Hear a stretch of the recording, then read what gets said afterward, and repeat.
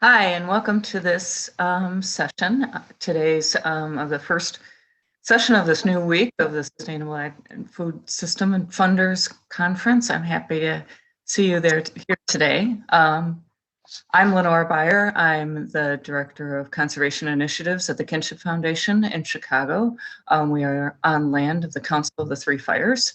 And I would welcome you to sign in via the chat and list your name, your title if you want, your organization, where you are, your Indigenous lands.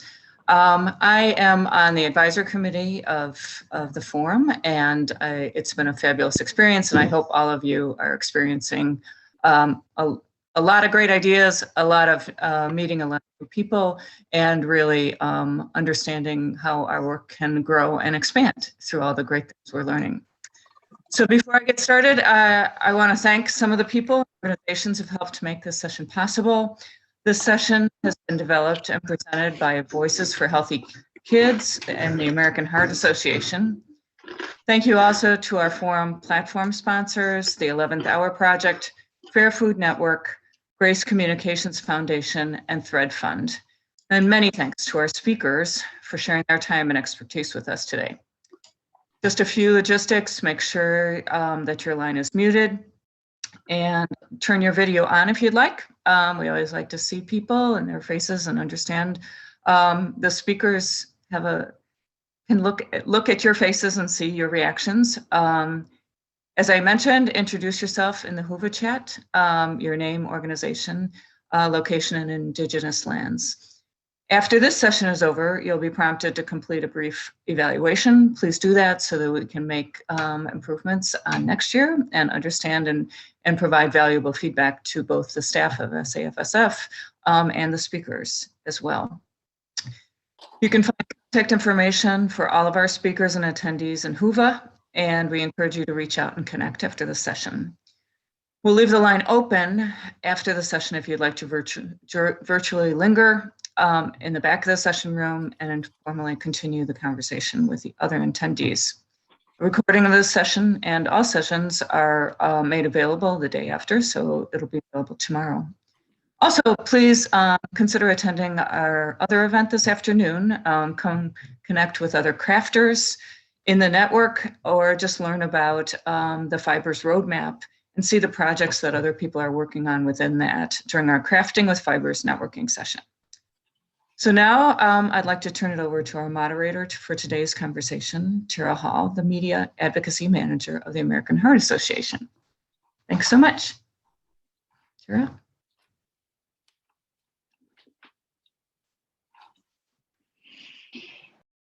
Hi, everybody. I'm Tara Hall. I'm the Media Advocacy Manager for Voices for Healthy Kids, and I'm really excited to be here to talk to you guys today. Welcome to our session, Words Matter, How to Advocate Racial Equity Through Specific and Intentional Policy Language.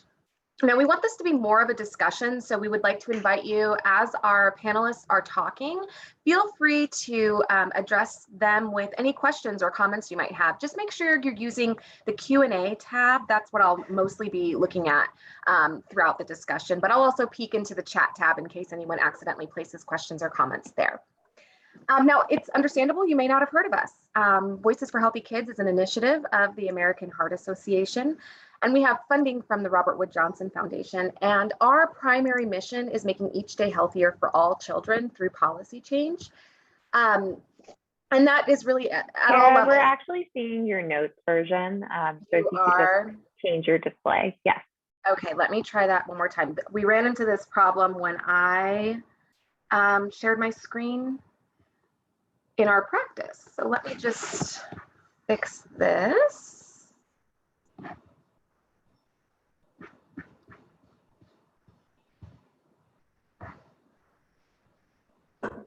Okay, are you seeing my notes still, everyone? You are not. Okay, cool. Okay, so like I was saying, we're committed to changes at the policy level. That's where we find real change can really happen for the people that we're working for and that we're serving. And because our work is embedded in health equity, we really wanted to share with our grantees and really with the world ways that they are able to implement health equity in the policies that they're working to create. So today we're going to hear from 3 experts, 2 of which I work closely with and 1 of which we consulted to make this health equity guide a reality. First, we'll hear from April Wallace. She's the Director of Health Equity Strategies for Voices for Healthy Kids. And as a public health professional and a passionate advocate, she's dedicated her life and her work to understanding the root causes of inequities. You'll also hear from Jennifer Messenger. She's the Senior Executive Vice President at Metropolitan Group, a social change communication firm that works with mission-driven organizations to create a more just and sustainable world. Her organization provided consultancy for our health and racial equity guide. And then lastly, you'll hear from Christine Compton. She's our Policy Engagement Manager for Voices for Healthy Kids. And she works with communities nationwide, specifically our grantees who are focused on nutrition policies to support their healthier communities. And she's committed her life to making health and wellness accessible for everyone, regardless of their race, their zip code, or their income. So I'm going to pass it over to April, Jennifer, and Christine. We're excited to hear from you as you dive into this message guide and provide these real life solutions for our attendees. All right, thank you so much, Tara. Hello, everyone.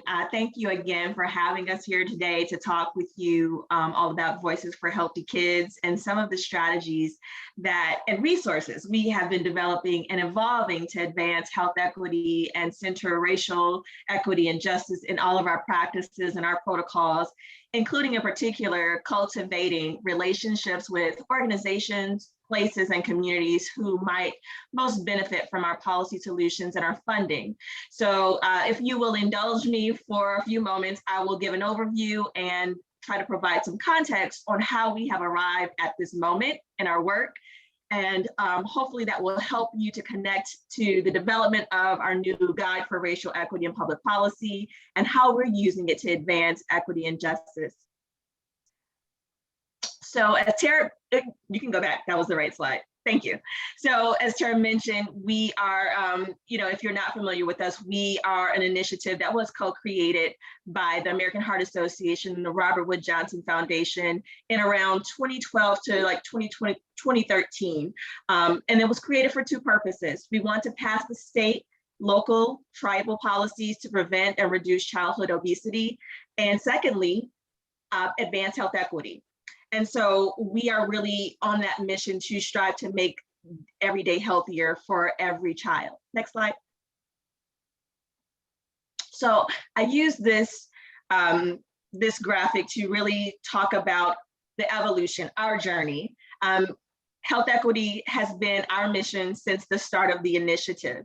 How we advance equity, however, has truly evolved. And today we are really focusing on centering equity through all of our Voices functions and our activities. So we've learned quite a bit of lessons through the years and along the journey. But we know for sure that one, we need to face our own power and recognize our privilege. And we do that with investing and supporting from training and coaching for our organization, our staff. And I'll speak a little bit more about that in depth in a few slides. We also have learned that we need experts to support us. And so for that reason, we have a number of advisory bodies and organizations that we partner with who can help to give us, that can help us to learn and help us along the journey. And furthermore, we are looking at our funding and our grant making. And so we have learned that our funding applications are used as a tool to advance equity. We have adjusted our outreach, we have adjusted the way that we cultivate relationships, and this has helped us to yield more grantees who are working directly in communities that they serve. And in the maybe last year or so, we have really seen the composition of our grantees change, and also looking at their boards and their diversity internally has also dramatically changed as we have shifted and transitioned to really center equity and racial justice at the center of our work. Next slide. All these graphics. So I like to show this one because I want to just give you a really quick and simple visual of how we divide our resources. And so it is through the strategic campaign funding, our grant making, and really providing organizations with the support that they need to carry out their campaigns. We also look at our technical assistance and our training. And again, this is that individualized training and coaching specific to our campaigns and issues that they can get trained on around health equity concepts, and either if they need support or further development in a campaign planning or the implementation, we are there every step of the way to really support that work. And then finally, and which is really important, is the movement building and the strategic partnerships. So Voices Partnerships is really instrumental to our success. This is where the experts come into play to help us continuously evolve and adapt and to reflect our focus on health equity through direct representation and engagement with community-centered stakeholders. And I think I mentioned a couple of slides ago, we have an advisory body, which is called the Voices Strategic Advisory Committee. And they continue to help and serve in the initiative as our brain trust. And they're helping us to spot the trends. They're helping us to call out inequities. They're challenging our assumptions and our biases and helping to inform policy development and strategy. Next slide. So just take it a step further. When we look at our equity values, it's an equity-centered approach in every component, and we are striving to make it evident in every aspect. I mentioned the training and the technical assistance, our grant making, our campaign planning. And what I would argue is most important, equity is centered in our organizational culture. So at a very high level, this is, looking at how we as staff are looking at our daily jobs and our duties and how they are carried out through our work. And then that leads to the external sustainable movement of equity and advancing racial justice through our campaigns. So these are just some of our values that I've put on a slide here, our participatory approach. And that is really looking at when we are granting campaigns to do policy, we want to make sure that everybody has a role. And we want to make sure that community members and organizations and businesses who are going to be impacted by the policy are included. Goes to our inclusivity to make sure that it is participatory. You take it a step further, make sure there's intentional inclusion of communities most impacted, those most marginalized. And then it is key to develop the policy that's going to reduce the disparities and most importantly, embrace those communities need to be able to embrace that change is going to be intended to serve them. So then we look at our priority populations, and I may have used this phrase a couple of times, so let me just be very clear about what that means for Voices. When we talk about priority populations, Voices has identified a number of communities, specifically Black and African American, Latino, Hispanic, Native American and Indigenous, and then families and children from low-income communities.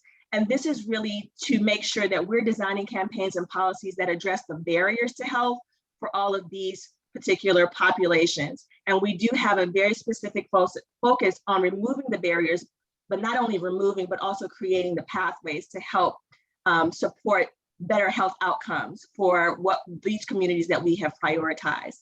And when we look at some of our sub-grantees and our partnerships, again, this is to make sure that we are diversifying the campaigns and we are encouraging those who are granted funding through us, that if they are somewhat of a majority-led organization, that they are actually finding partners that are led by and represent the communities that they want to see most impacted by the policy.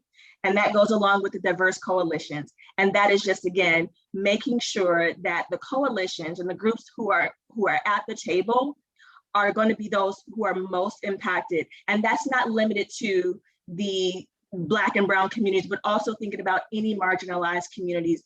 Does it have an impact on the disabilities communities or any other group that has been historically oppressed or marginalized that sits within that community that might be impacted by that policy? So let's get into the journey. Next slide. So we often describe our work as it's a journey to become more equitable and to be anti-racist, as a journey towards a destination that we will never reach. Now, while that is true, it is also true to say that it can at times be a perilous journey. But there are some things that really matter in terms of really building and working towards equity and working towards racial justice. And that goes into our organizational culture again. But what we have to remember is that our speed matters. If we go too slow or we go too fast, sometimes people can get hurt. Our leadership matters. And that I can't really emphasize enough. With every action, with every decision and every word, someone has to lead with authority and clarity around equity. And it has to be a non-negotiable. And then our map matters. A good map doesn't show up where we want to go, but it also shows us where we have come from. So looking at the historical context. And then we have to really depend on our guides. We have to learn from as many guides as we can. There's no shortage. So we tap into books and podcasts and training and classes and coaches and colleagues, friends, families, and neighbors. We become better listeners, and we really take all of this into consideration as we continue to build and work towards more equitable policies and practices. And then humility. Humility is essential, and it forces us to not go down the road of shame and blame, but to really sit with our actions. We always get feedback. And again, this is why we use some of our advisory committees, but it helps us to know that we can accept that our actions may have caused harm, but we can acknowledge them, we can apologize, and we can move forward. So we, on the heels of our last in-person, sorry, I'm getting some background noise. On the heels of our last in-person Voices for Healthy Kids Grantee Summit, and that's an annual event where we would bring together, I'm getting a lot of feedback, I'm sorry. Yeah, just a reminder to folks to mute their lines. I'm going through and muting folks. I see we're unmuted, but that's where the feedback is coming from. Thank you. I think I'm good now. Okay. So our annual Voices for Healthy Kids Grantee Summit, we last held it in San Antonio. And this is an opportunity, again, to bring together our campaigns and to talk about the ways in which we can create more equitable campaigns. And so at that last in-person gathering, we were really inspired and re-energized to figure out how we keep the momentum going. And so we've developed tools and resources over the years, but we wanted to make sure that, again, this was ingrained in our organizational culture. And so we designed an action plan where we could have staff take ownership in the process that would not only bring us together as a team, but to really evolve where we had been. And so we mapped it out. In conjunction, we used health equity consultants, an organization by the name of WeCollab, to really help us pull this together. And the purpose was really to increase our knowledge, our capacity, and our ability to implement strategies that create equity. And so it was a ton of work, and that's what I have at the bottom of this slide. That's a lot of work, but we really did make a very intentional effort to look at our vision. What is our true vision? What are our guiding principles? And how do we become more proficient, culturally proficient? And then what is the relationship between advocacy and equity? So we have been on that journey to really discover and evolve how we are thinking about this work. Next slide.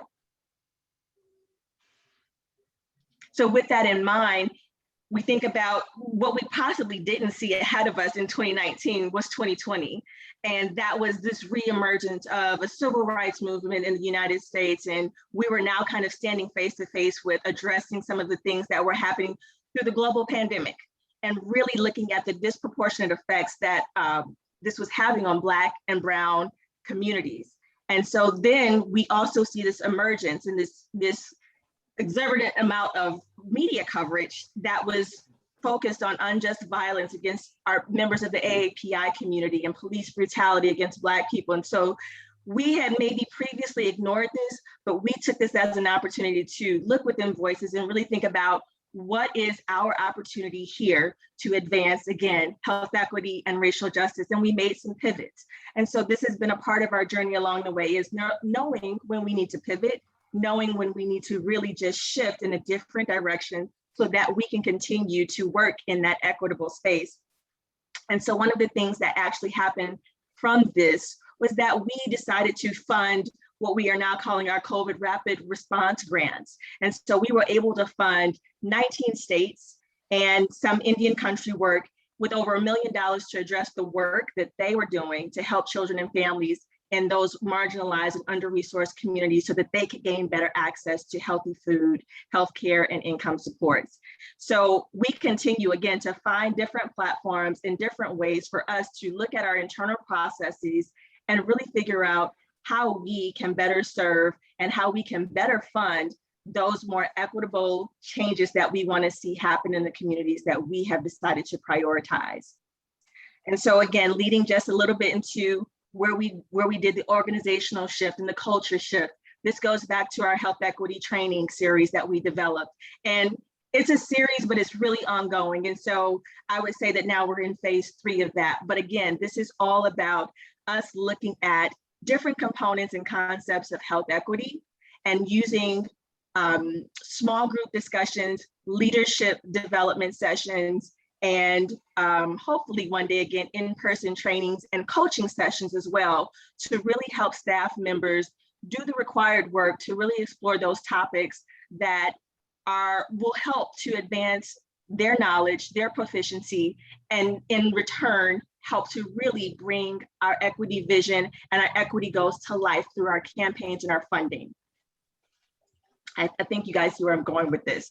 So at the end of the first phase of our training series, we developed a vision, and I've been kind of calling it our Vision 2020. But this work culminated with a new equity vision, principles and commitments from not only our leadership, but our staff. And what it was, we just wanted to make sure that we were on the same page and on the same accord about what we saw as our vision and our commitment for Voices Voices health equity and racial justice. And so you can see it on the screen here. I don't know, I won't spend the next couple of minutes reading, but I do want to give you a chance to just kind of read through this slide here. But we know, for one, that our role is to provide those tools and that guidance to our stakeholders to advance policies which aim to address both the causes and the symptoms of unhealthy systems. And we want to play our role in advancing and aiding and balancing the power to communities that have been historically marginalized. And so I love the end that says that this is our vision, but as equity evolves, so will we. So next slide. These are our guiding principles. And again, this is all a part of the process for us to look at our culture and do this organizational shift to really centering equity and really making sure that we were focused on racial equity and racial justice in our policy solutions. And so final slide. So I'll leave you with this slide. And this is really just to talk about, from a leadership perspective, one of the things that we really have been focused on is we have to define the equity vision, the tone, the expectations, and then we define the people dynamics, that's the culture. And then we define the shift and the journey. So, sometimes we can get stuck and we don't know where to start. And sometimes you can ask yourself the questions, have we made it clear that this is what we intend to do and this is our goal? And so I leave you with those thoughts, and I thank you for your time today.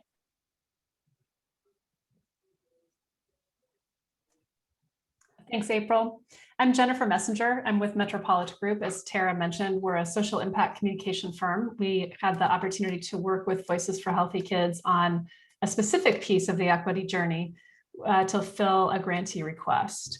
So as part of the journey April is describing, 4 years ago, Voices for Healthy Kids had a request from grantees for messages that they could use with decision makers to embed equity into policy language.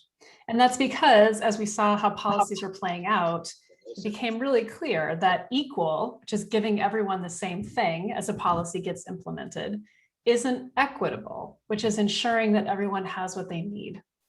And without specific language in policies guiding where implementation needs to begin, policies that are intended to advance health equity were being written to benefit everyone.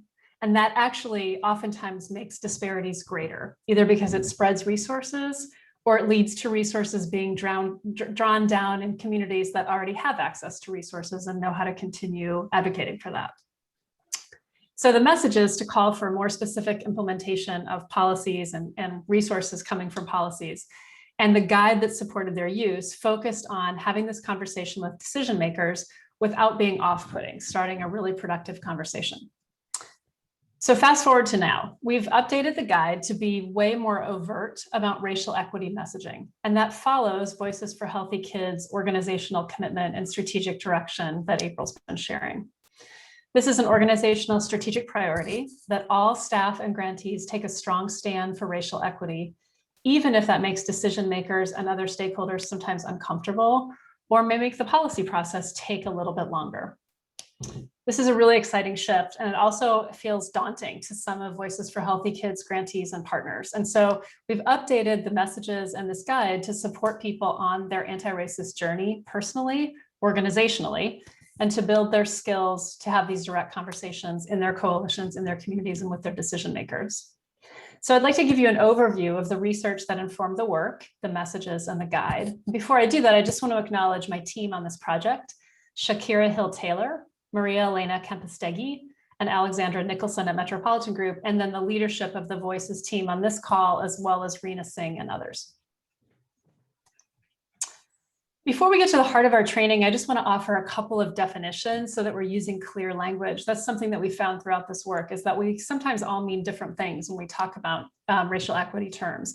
The online guide, which I know will be linked through this training, and I believe it's linked in Whova in the materials you received ahead of time, includes a full glossary of terms and some suggested definitions. But two that we'll talk about today: racial equity is the condition that would be achieved if one's racial identity no longer predicted how one fares.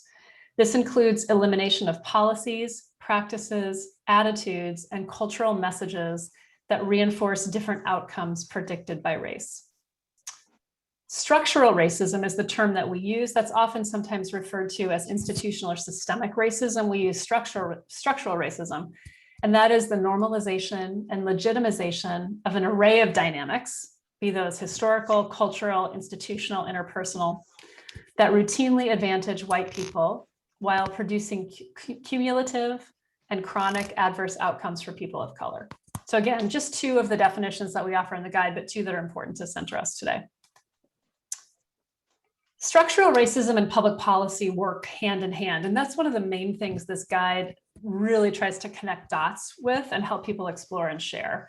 So we know that policies past and present can influence physical, economic, cultural, and social environments, and that leads to different and often unjust outcomes in communities of color and indigenous communities in both rural and urban areas.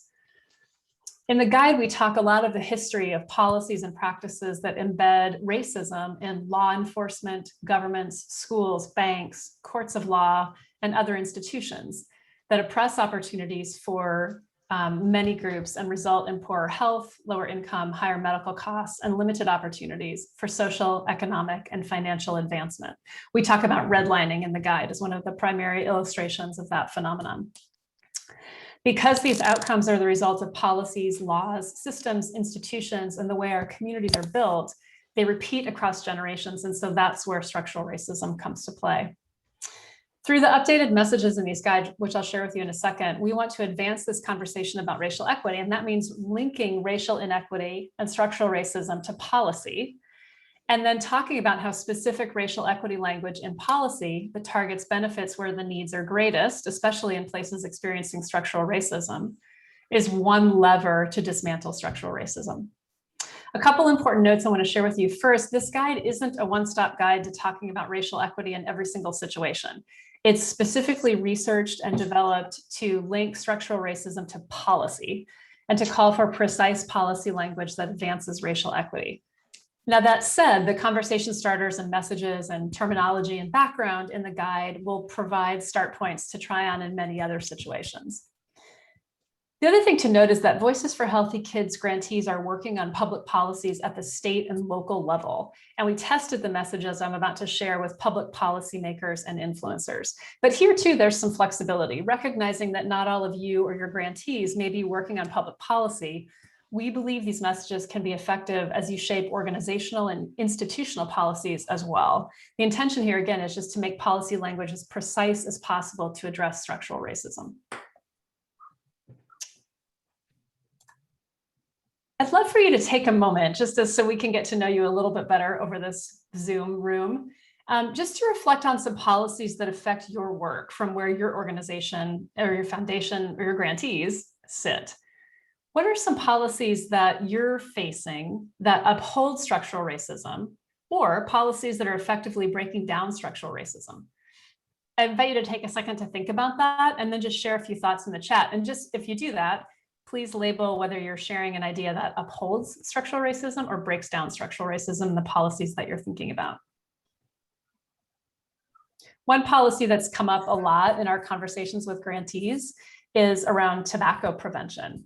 There are a lot of tobacco prevention policies, and you may be reading about this right now with the Biden administration taking a stand on including menthol cigarettes in bans on flavored tobacco policies. That's something that's been really key because the tobacco industry has protected menthol because it makes a lot of money marketing menthol in Black and African American communities. And so by leaving menthol out of that policy, that's let that policy uphold structural racism in the way the tobacco industry is allowed to be predatory in Black and African American communities. And by now including menthol, that's a way to use that policy very specifically to address structural racism. Minimum wage laws are ones we've heard a lot about too. So I invite you to keep sharing in the chat as we go. Okay, so let me share a bit about the process of developing these messages because it was highly collaborative with grantees who are the users of the messages. We started with some initial messages based on a few different inputs. We took our prior research from the original guide 4 years ago that talked about health equity without specifically talking about racial equity. We then layered in messages about structural racism that were being used by Voices for Healthy Kids, American Heart Association, and many other partners, a lot of them really being amplified after George Floyd was murdered. We also then looked at the direction that Voices for Healthy Kids wants to go. We said, what do we want to be saying as an organization, and how do we integrate that into these messages? So we tested and evolved that working draft of messages with various groups of Voices for Healthy Kids staff, grantees, and partners, including people of color and those working in communities experiencing structural racism, as well as those working in both progressive and conservative areas with decision makers. Those internal groups were essential in both strengthening the message, getting us even stronger on racial equity, and also anticipating what would be challenging as they put them to use in the field, what kind of questions they need to be ready for, what kind of support and training they would need. And then finally, we tested those messages with policymakers. We did one-on-one interviews with a handful of policymakers who really were focused on racial equity to hear how they thought the messages would work with their colleagues on both sides of the aisle and what they had been learning talking about racial equity in a policy and decision-making context. And we did a national online survey with 100 current and former policymakers and policy influencers. About 50% identified as Democrats, 14% Republicans, and 36% as independents in that poll. There's way more detail on the methodology of the testing in the online guide. And then one really important point on our testing, our goal was not to soften our messages to make policymakers comfortable. What we did was seek understanding about how to deliver these messages in a way that maintains our conviction and makes them most effective. So in that testing, two distinct audience groups emerged in that policymaker, decision maker audience. There are those who are more ready for direct conversations about racial equity and those who may be less ready. And you'll see some of the characteristics we were able to tease apart in our survey testing here. We didn't segment a group who is not at all ready or who is openly opposed. With those decision makers, the policy itself is probably the focus versus building in this level of specificity in language. We want to start where we have some traction and can make some movement. A few message considerations I'll share for each group. For those who may be more ready, they were really interested in messages that redress unfair practices and talk about structural and systemic racism. They were interested in getting into the history and how we got to where we are. For those who may be less ready, they preferred messages that avoided any suggested causes or assignment of blame. So they wanted to talk about advancing health and preventing future harm versus talking about policies that have limited available options. We didn't totally listen to them on that because we think it's important to talk about that, but we played with ways to modulate it to keep the conversation open. One thing that was really encouraging in this testing was nearly all of those who are more ready, and even a solid majority of those who we would call less ready for the conversation, think that people who are white enjoy at least a fair amount of benefit not available to people of color. So that's feels like a movement point and an opening for us. We know that when people make decisions, they rely first on their values. So our research isolated those. You'll see that in both groups, opportunity for people in the community is a shared underlying value. So that's something we always want to be leaning into in these messages. The people who may be more ready, not surprisingly perhaps, also value equity. The people who may be less ready would value stewardship of public funds and personal liberty. And so we just need to keep that in mind as we're going into these conversations. What's driving, what's the filter through which people are processing the messages we're sharing? Because these two different audiences emerged, we created adaptations of the messages for each of them. And you'll see in the guide, there are really two columns of messages. The two versions share a lot in common, but the entry point and some of the language varies in alignment with these values and what we learned in the testing. Nothing in this guide is a one-size-fits-all message, and we're really careful to tell grantees that this is not a big national organization coming in and telling them what to do on the ground. This is a message framework, some suggestions and insights from research developed with input from across the country that may provide fodder for local conversations and local campaigns to use. It will have similar bones, this conversation, but it might look really different in different places based on local expertise, connections, adaptation, and priorities. So let me share with you the messages for those who may be more ready. And ultimately, this is where we want all the conversations to go. Policies, past and present, influence the physical, economic, culture, and social environments of communities. They often have different and unjust outcomes in, and here I'm going to name the communities that I'm talking about in my area. And those communities will be with me because we're part of a coalition working on this together. Some of these different and unjust outcomes include poorer health, lower income, higher medical costs, and limited opportunities for social, economic, and financial advancement. And of course, I'll have statistics and stories to illustrate that. New policies cannot undo the damage of structural racism and ongoing discrimination, but they can advance health and prevent future harm. When people make decisions about their health or the health of their children, we should be sure that policies do not limit their options and opportunities. We need to recognize and address the ways in which policies impact communities differently, especially those most affected by structural racism. Together with these communities in my coalition, we have an opportunity to take a step toward racial equity with this policy by prioritizing action in communities where structural racism limits options and leads to worse health outcomes, and by working with the communities to specify how it should be implemented. And here, the policy piece that we're working on with Voices for Healthy Kids grantees is thinking about how in the policy language itself, we can build in criteria and indicators for how a policy will be implemented first. How will we decide where the funding will go first? How do we decide where sidewalks and bike paths will get built first? How do we decide where Healthy Corner Stores funding will go based on where structural racism exists in our communities? Now, some of you may read this message and think this actually doesn't go far enough in naming and dismantling structural racism. If you're talking to people who are even more ready for this conversation, by all means, take it farther. The idea here is connect policy and structural racism and smart and well-written policies as a way to dismantle structural racism. Some of you might be saying, I couldn't say this to the decision makers I'm ready for. They just aren't ready to start here, and it would kill our whole policy path or our whole program that we're trying to advance. And again, that's why we developed and tested a section option that still names structural racism, but provides slightly different entry and close. I'm not going to show you that whole message. It's in the guide, but the opening is a little different. It opens with, we will know that we have achieved health and racial equity when race can no longer be used to predict health, well-being, and longevity. That message tested really well as an entry point with people who may be less ready for this conversation. And then the ask is a little bit different. In that version, we say, together with the communities, we have an opportunity to make this policy most effective by prioritizing action where it will meet the greatest need and by working with communities to specify how it should be implemented. So not super different, but a little bit of nuance in how we get into the conversation. These messages can be customized to work with specific policies. Let me share for example with you, which is coming from some of our grantees working on sugary drink taxes. So they're customizing the messages to say things like this. Because of historical redlining, zoning policies, and budget decisions, Here in our community, African American and Latino families often live in areas of lower income that are saturated with convenience stores and few grocery stores. On average, kids drink 30 gallons of sugary drinks per year. That's enough to fill a bathtub. And it may be higher in communities with fewer affordable, healthy drink options. Consuming sugary drinks sets up children for a lifetime of health challenges that include type 2 diabetes, dental problems, and heart disease. Sugary drinks are disproportionately advertised to Black and Latino consumers.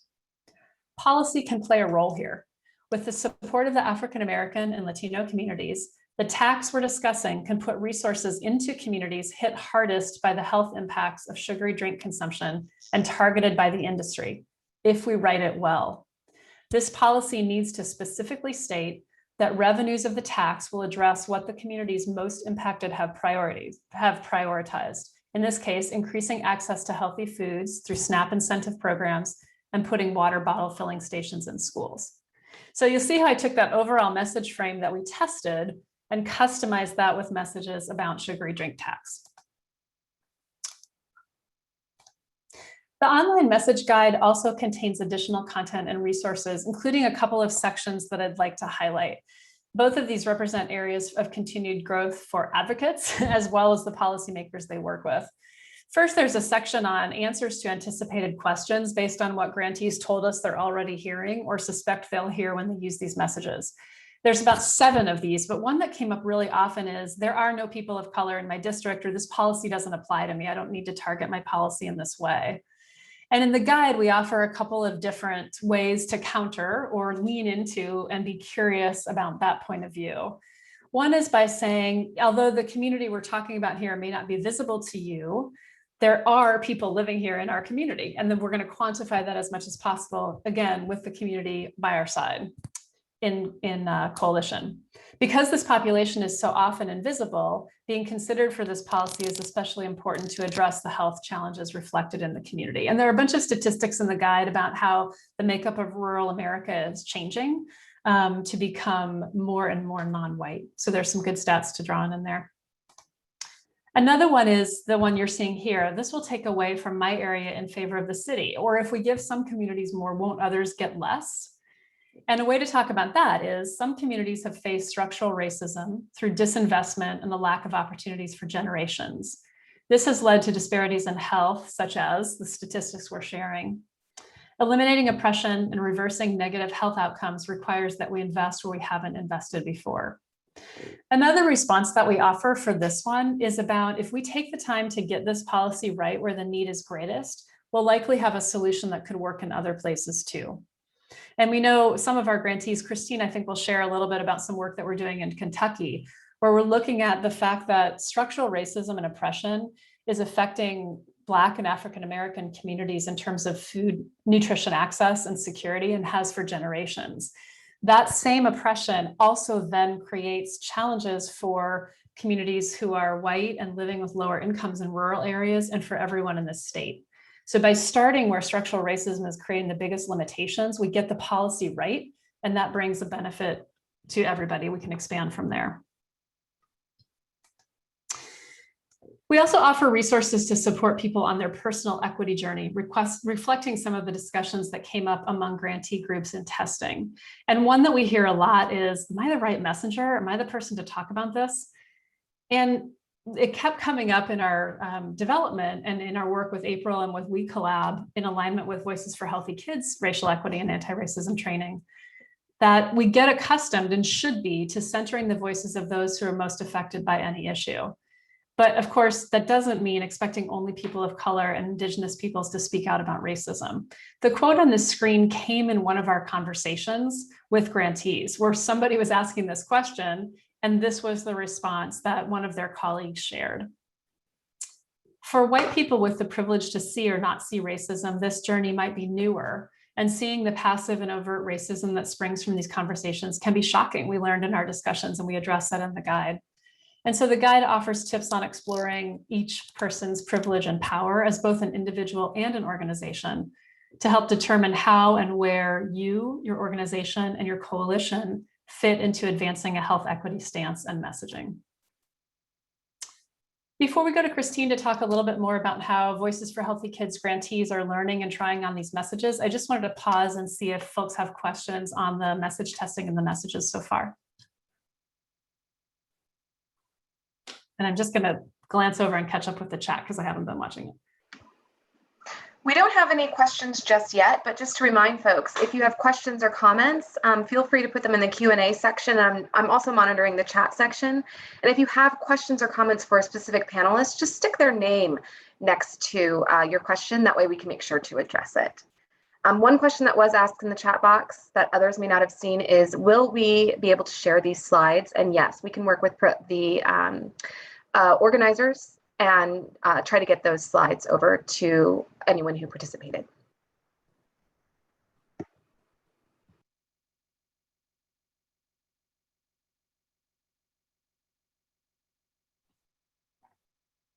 Hello, everyone. I'm Christine Compton, and I'm the member of the team that gets to take what my previous presenters just talked about. They did all the hard work, and now we on the policy engagement team get to bring all that work to life, basically. And I work very closely with our field staff across the country and with our grantees, figuring out how to actually make these policies come to life through our campaigns. So I'm going to share a little bit about how we do that with you. So basically the details and those local stories that policy advocates layer in about health equity vary, but the core messages really need to stay the same. And that's the point of what we've been talking about here today. Consistency, we know, is a powerful asset in our collective work. So if advocates across the country can deliver similar messages to decision makers, colleagues, and supporters, the conversation about health equity will begin to shift. Next slide, Tara. So we know by working with those advocates, decision makers, coalition partners, and volunteers to be more explicit about racial equity, that is exactly how we're going to make that shift. We can't keep tap dancing around the subject. This is what we're hearing from our campaigns and from our folks on the ground. They're saying that understanding that racism isn't our fault, but it is our problem, is where we need to begin with this work and how we need to bring it to life in these campaigns. So again, going back to, I believe April touched on this, I know Jennifer did. It's very important to find the right messenger. Sometimes, you know, that isn't the white person in the room. And we're going to see an example of that here in a few minutes with a campaign that's happening right now in Atlanta, actually. And then really paying attention to that other piece, what are the voices of the campaign? So making sure that the voices of the campaign are actually the people from the community and representatives of the community that you're working in and working for. So not letting something happen to these communities, but making them a part of what is happening and making sure they have a voice in and how it happens and what it means to them. It's so important to have those community conversations and find the right people to lead those community conversations. So one of the ways we know we have to do that, and that's just so important to this work, is finding those direct connections and meeting directly with white lawmakers and then talking frankly with Black lawmakers.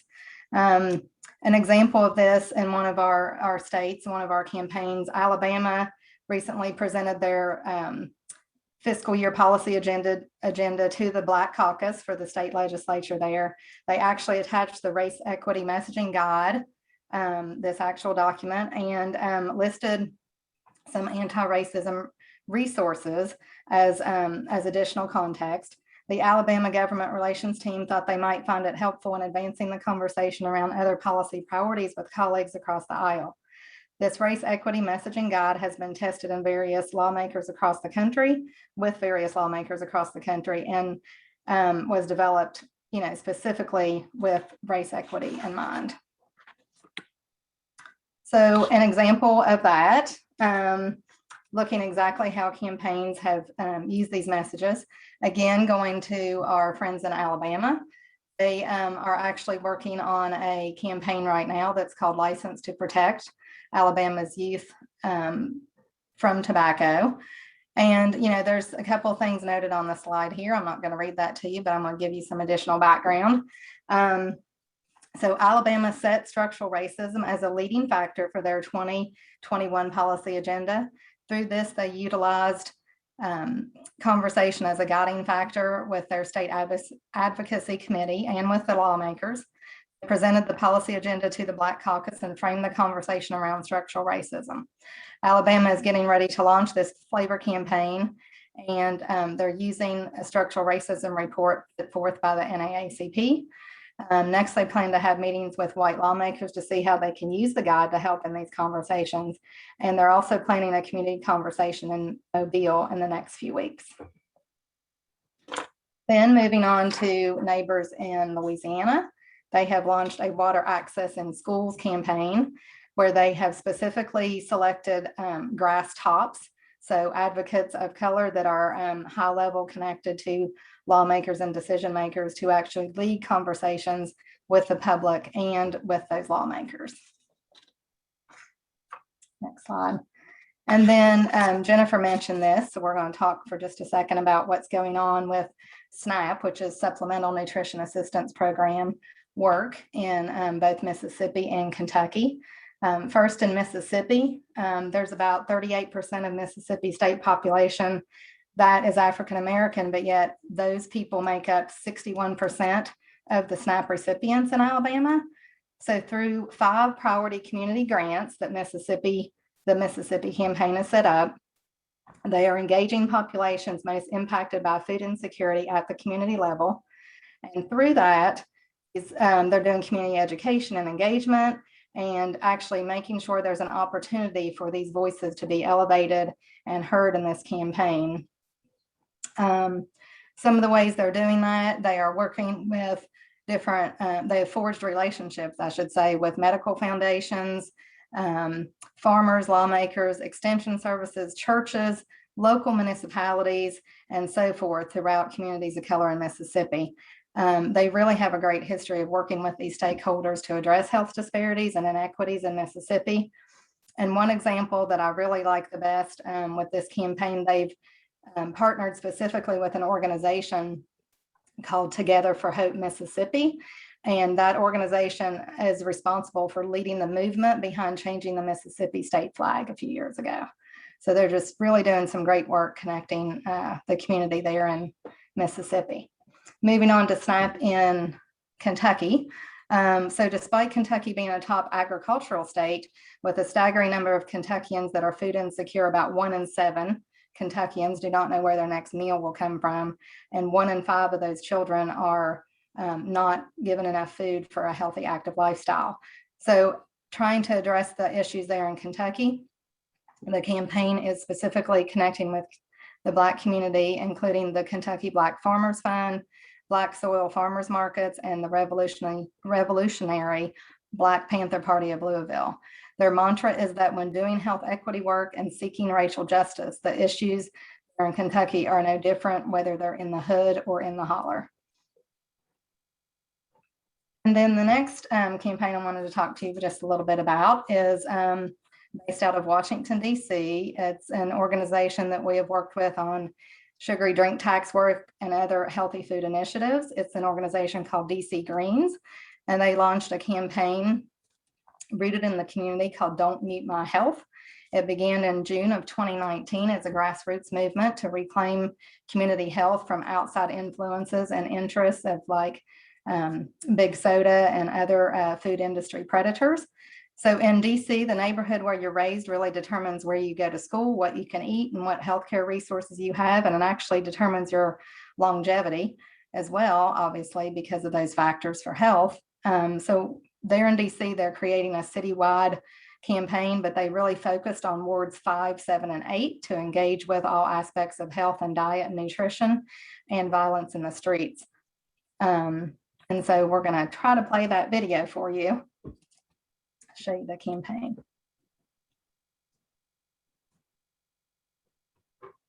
And we don't have audio. Let me try to take over that, Tara.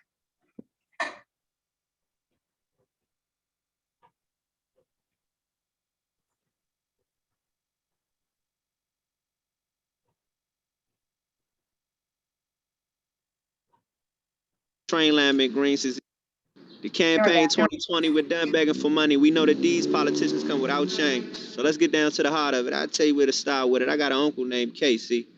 And his train line been green since he went to Baloo. And he's had diabetes since he was 16, too. Working with the green scheme, I figured I'd find a safer way. We went to Alabama Avenue, right up in the Safeway. I heard that Okra did the job. So I stepped into the store high and proud, like, excuse me, Mo, but could you show me to your Okra, though?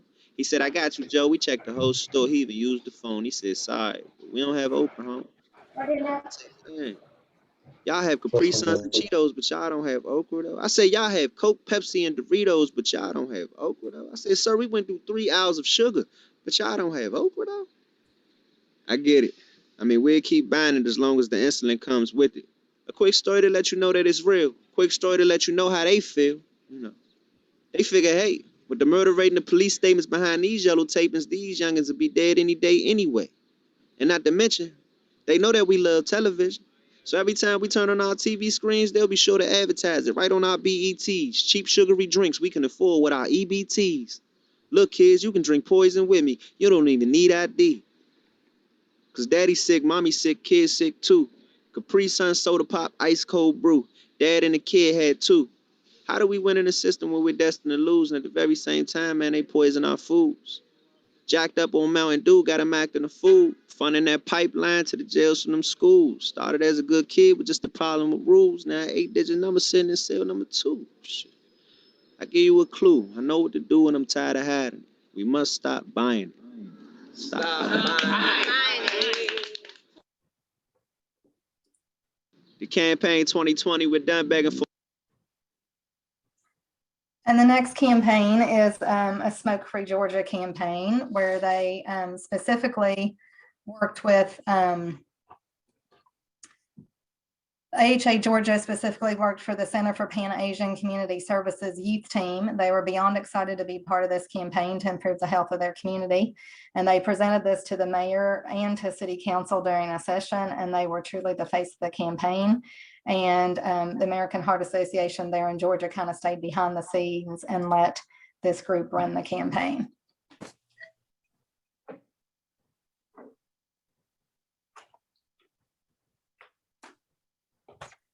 We are Dorville's youth, and we are advocating for a smoke-free Dorville.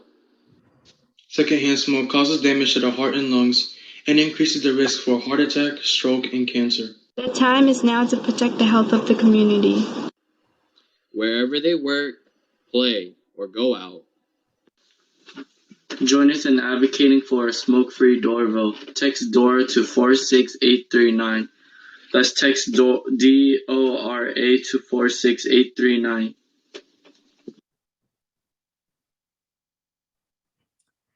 And then the third or the last example I wanted to share with you is also taking place in Georgia. This is in the city of South Fulton, so right outside of Atlanta. And this was a group of 12 community leaders that were recruited. The population in the city of South Fulton is 91% African American.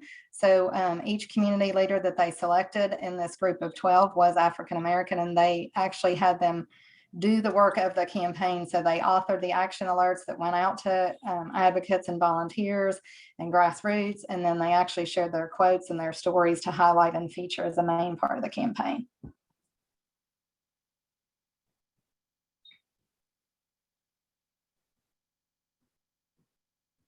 We are Dorville's youth, and we are advocating for a smoke-free It's the next slide, Tara. Sorry.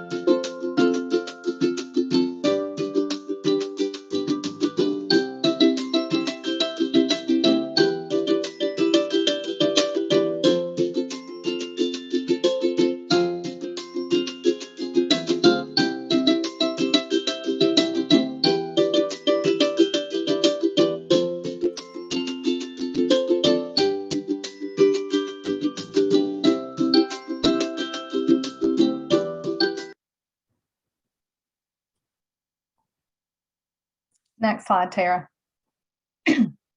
So really at the end of the day, what we want to be able to do for our campaigns, you know, where that trickles down from April's team and then our Broader Voices team, and then the work that Jennifer's organization does to support us, is really be able to work with our campaigns to figure out what is the right support for these difficult conversations. So how do we best support them and take those words and messages and put them into practice?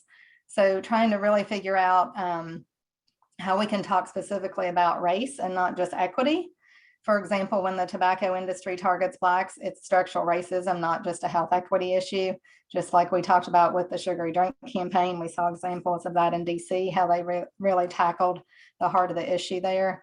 And one of the things our campaigns and grantees asked for was they needed more clarity on how policy is dismantling structural racism, especially once the implementation phase comes about. And for example, Alabama is asking for trying to figure out ways to actually train lawmakers and work side by side with them. They'd like to have a structural racism summit in the near future. So that's one of the things they're hoping for and working towards. And then some other campaigns and grantees were saying, help us provide resources and tools to advance these conversations and keep sharing examples of what other states and other campaigns are doing, because it's helpful for everyone to learn from each other. And finally, the main thing that some of our campaigns and grantees wanted to say was, we need to be able to speak to this without looking like it's one more thing white people are telling Black people to do. So that's the summary of what I have. I think I'm kicking it back to you now, Tara. Is that right? That's right. Thank you to all of our panelists. We appreciate all of your insights. We're going to have some time for some questions and answers, but I do want to provide everyone with some resources. So you can see here, you can learn a little bit more about our role in health equity at voicesforhealthykids.org. In the chat box, you'll see a link to the Health Equity Guide, and that can help you learn a little bit more about how to talk to lawmakers, if that might be your role, or maybe you're working as a funder to grantees and they have questions about it. Feel free to forward that guide to them, because that can really serve as a useful tool to help them figure out exactly where to start. I also want to share some contact information with you. You can see April's, Jennifer's, and Christine's email addresses here. Feel free to reach out to them should you have questions about where to start, questions about how to implement that health equity guide, or real life examples of how health equity has been implemented in communities across the United States. So we had a question in the Q&A. Let me go ahead and pull that up, and it was for you, Jennifer. Tracy asked, has there been anything in the messaging around how policies that uphold structural racism also do not serve poor white people well either? I think that is an area where to find some common ground with those who are not quite ready to explore structural racism. Yeah, Tracy, thank you for that question. I answered it in the Q&A, but let me just discuss it a little bit more here. In the first version of the guide, where we were not as explicit about racial equity and structural racism, one of our message points was exactly that you may have communities in different parts of a state or different segments of one's constituency that are experiencing the same challenge sort of from different drivers and different angles. And so I think we quoted a campaign in Ohio that talked about how a Black and African-American community in a city was experiencing really similar food insecurity as a white community living at lower incomes in a rural area. And so that campaign was able to make the case that this tweak in policy would benefit two different groups that were experiencing disparities in different ways. And I think that group had some success with that message. That's something we discussed a lot as we created this updated version of the guide. And the question was, are we letting people off the hook in discussing and really directly addressing structural racism if we keep making it be about how it's going to also benefit white people? Now, this is something I've been thinking a lot about. If any of you have read Heather McGhee's new book, The Sum of Us, this is exactly her argument, that progressives are sort of missing the boat here on being able to show how policies created to oppress Black and African Americans in particular, and also Latinx and Indigenous communities, that's like the starting point. And once that policy is allowed to take root, it blossoms and hurts everyone. So she talks about subprime lending, for example, was going on in the Black community for years as a way to continue redlining, basically, and left unchecked, it spread across the whole country and brought down tons of homeowners and created foreclosures all over the place. So I do think that that's something to experiment with. My caution is that you lose the really strong need to keep talking about structural racism first and foremost, as you're starting to bridge into how those same policies can benefit other communities. Thank you so much, Jennifer. We have another question from Tim. He wants to know, what do you message when Republican voters may be more open to structural equity change than Republican leaders? For me, this division suggests that the leaders are aware of their constituent interests, but still not open to change. Yeah, I tried that one too. This is a hard one. And we're really interested, as Christine said, as we start working with more grantees in more conservative leaning areas, how this plays out and what we can do. As I mentioned, the message testing included people who lean more conservative. And we found some openings even there. I think you're getting into, Tim, where when your legislature is heavily conservative and people really have their heels dug in and are debating whether structural racism is even a thing, this becomes a much harder equation. And so what I offered you in the chat was, continue reinforcing how constituents feel. If you can back that with survey data, that's great. If you've got some conservative leaning decision makers or leaders from the community who can be part of your coalition carrying a different message, that's great. But one of the things we talk about in the guide is how this is really just about continually having this conversation, continually raising it, even if it's hard, even if it feels uphill, and finding those champions and working with them. It's your basic advocacy strategy that I'm sure you're already using. So no golden answer there, other than we know these messages create some traction. And so especially starting with people who are a little bit more ready, not completely opposed, and then growing from there, we think over time can create some gains. Christine, I don't know if you'd add anything there from the sort of policy advocacy strategy standpoint. Sorry to put you on the spot. No, yeah, I was thinking of that actually when you were answering it. I think sometimes it really has to be an individualized conversation and really kind of reading the room, if you will, of your, particular legislative body makeup, whether that's a city council or a state legislature or whatever. And, figuring out who the messenger within that smaller group is, because maybe it's not about the policy work, but maybe it's about the lawmaker or the colleague who might be more ready for that conversation, who you can help kind of join up with and have that conversation then with the other lawmakers who maybe aren't quite at the same level of readiness or openness to the conversation. So, kind of bringing people along that continuum and meeting them where they are on an individual basis, I think needs to be considered. And on that note, I'd love for the panelists to weigh in, but I also want to hear from audience members. Are you having these kinds of conversations with your grantees? And if you are, what are you hearing from them? What are they talking about when they're considering policy or community resources and supports that circumvent racial and health equity? Put those answers in the chat. And while you're answering that question, I'm going to pose the question to our panelists. How can funders begin having these conversations with their campaigns or with their grantees, conversations that circumvent health and racial equity if they aren't already there? Where's a good place to start?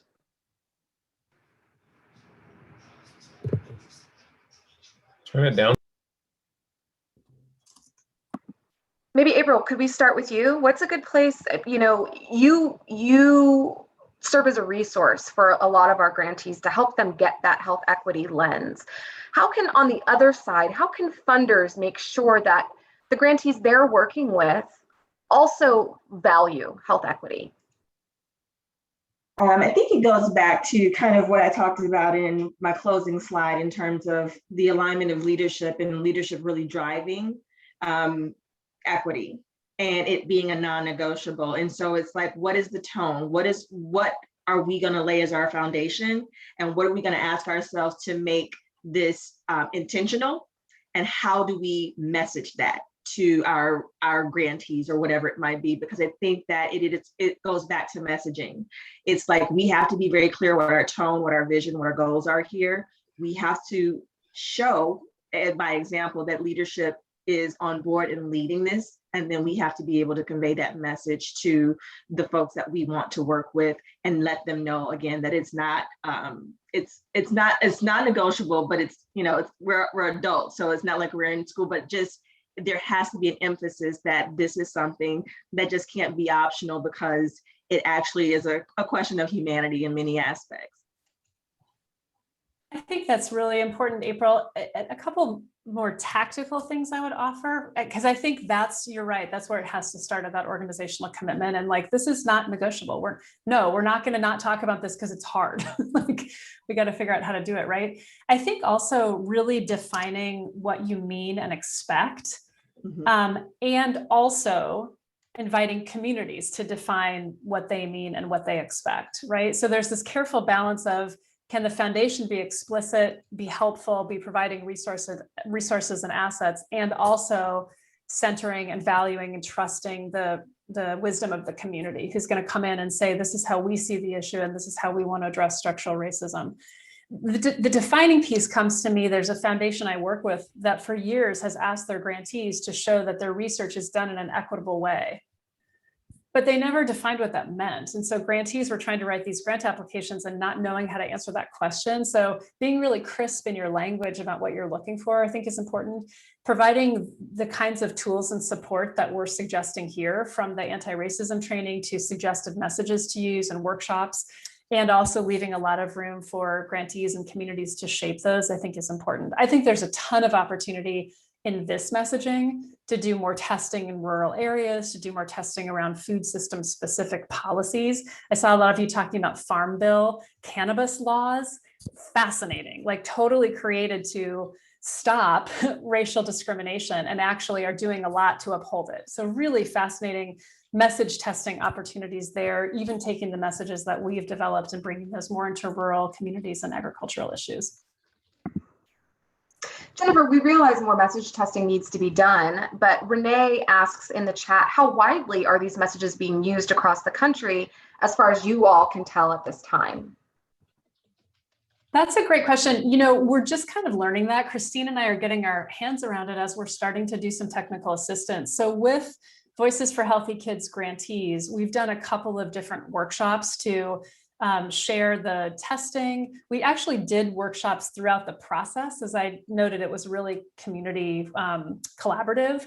And so we would share the messaging with grantees, the message testing, and get their reaction to what the testing was telling us and what that meant about how the messages needed to be adjusted. So by the time we got to rolling it out, we had actually been talking to some of the grantees for quite some time about this message development. So they had been playing with it a little bit in their work.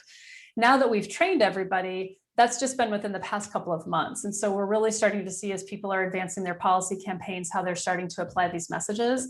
And then we're just beginning some technical assistance with Kentucky and a few other grantees.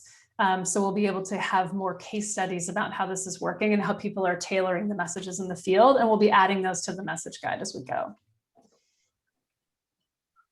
Christine, we'd like to know, you spoke a little bit about some of the movement in the South, especially in rural communities. Can you talk a little bit more about how to best use these messages in rural settings, especially as it pertains to food justice issues?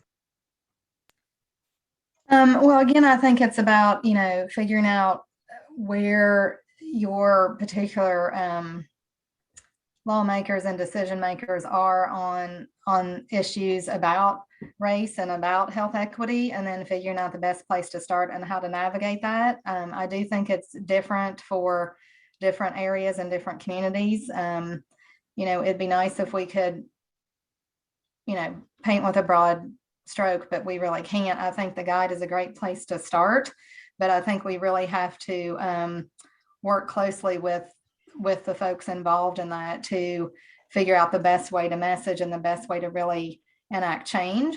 And so just like our folks in Alabama Alabama that I talked about, they sat down with their Black caucus in the state legislature, and they sat down with the white lawmakers, and they said, okay, here's some resources that we have. How can we talk about this? How can we move this forward? I think those are the conversations that need to take place.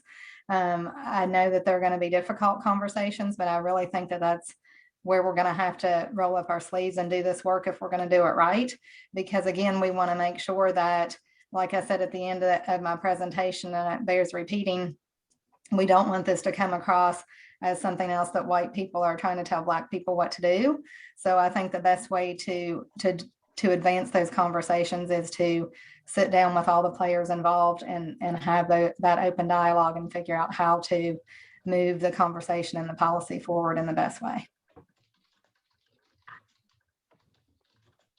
Perhaps April and Jennifer, since you played such a critical role in the development of the Health Equity Guide, and you continue to provide that support not only to Voices in American Heart Association staff, but also to our grantees, could you talk a little bit about how a grantee could determine whether a decision maker is more or less ready for a conversation? I mean, how would you even know that before you go and you sit down in a room with them?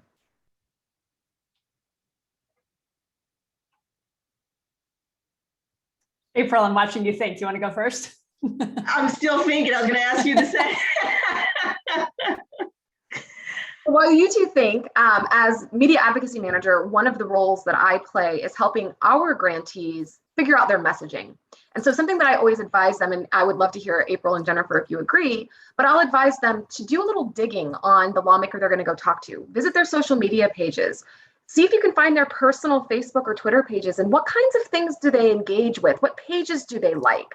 What are they talking about? If they have an Instagram, are they sharing photos? Something else always to look into is, do they have children or grandchildren? And can you relate the policy that you're pushing for how that might impact the next generation of Virginians or North Carolinians or Californians?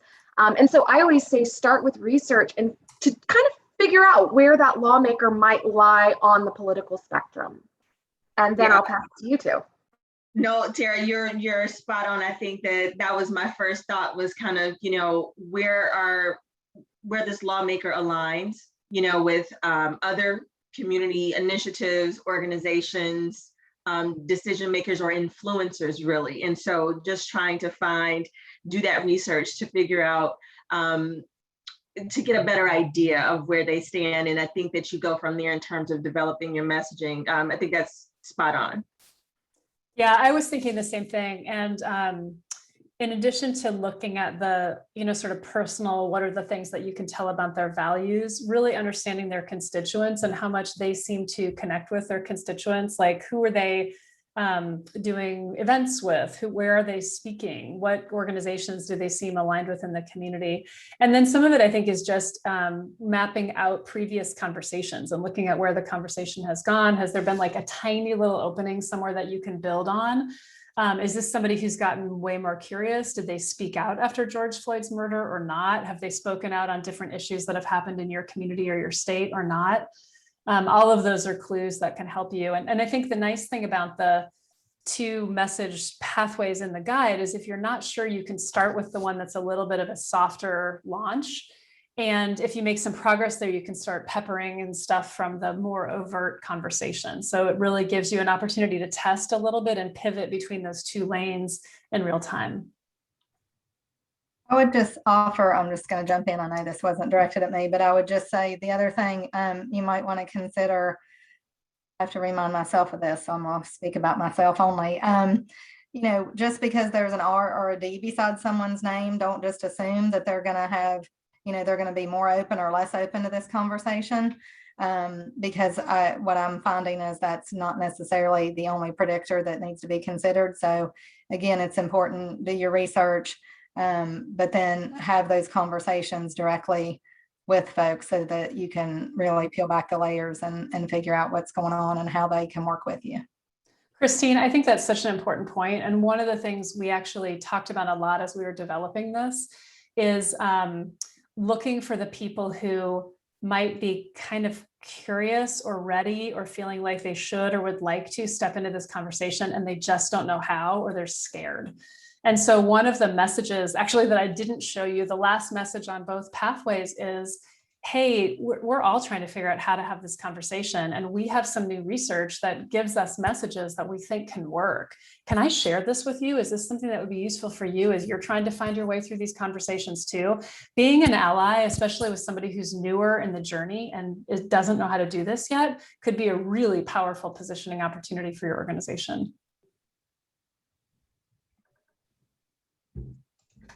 Any of you could answer this next question, but I'm gonna, I guess, first ask you, Jennifer, since you played such an integral role in creating the guide and providing that consultancy.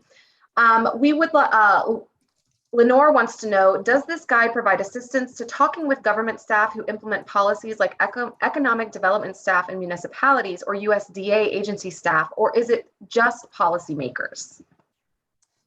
We tested it with the polling that we did was with former legislators and legislative influencers. So like policy aides, lobbyists, other folks who are pretty close to legislators. So that's where we tested, but I think we can, I think we can extrapolate and test either formally or informally in real time where else these messages create some openings with other decision makers who may not be public policy makers.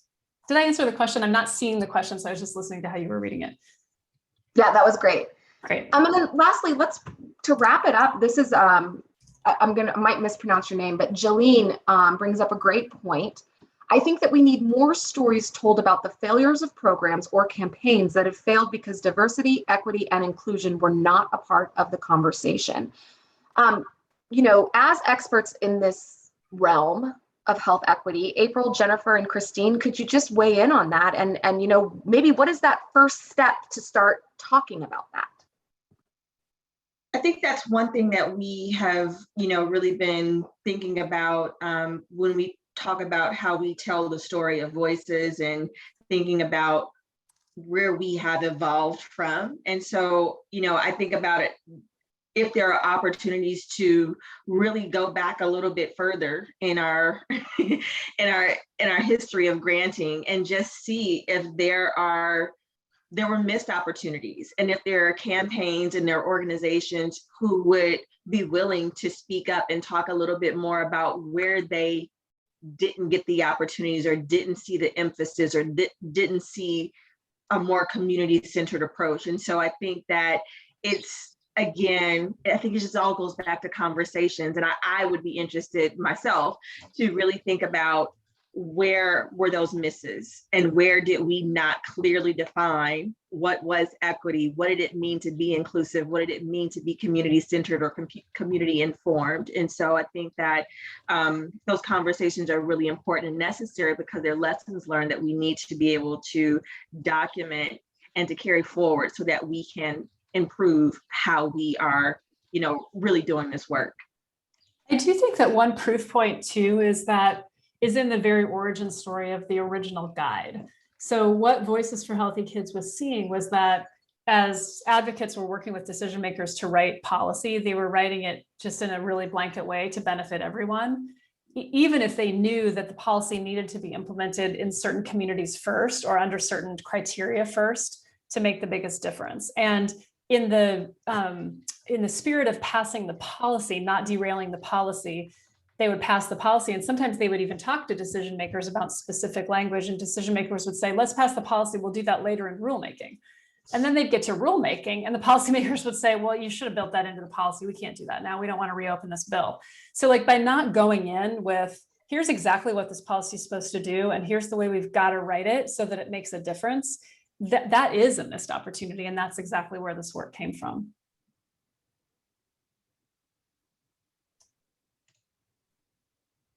All right, I want to thank everyone, especially our panelists. Thank you so much for divulging all of this information and providing resources. This is a great way to get conversations started. And for the conversations that have already started, keep them moving forward.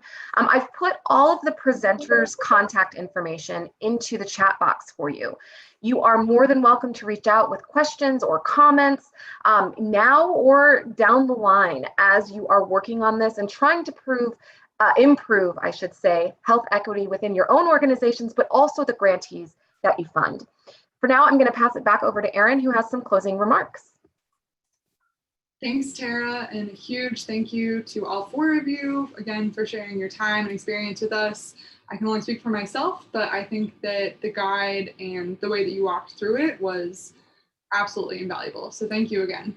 And thank you all for joining today's session. Just wanted to have a quick reminder about rating the session. It's something that's really helpful, not only to us as organizers, but to our speakers and panelists. So you can click that rate session button right there on the Whova session. Or if you're feeling like helping us out and filling out ratings for previous sessions last week, you can go to surveys on the left-hand sidebar.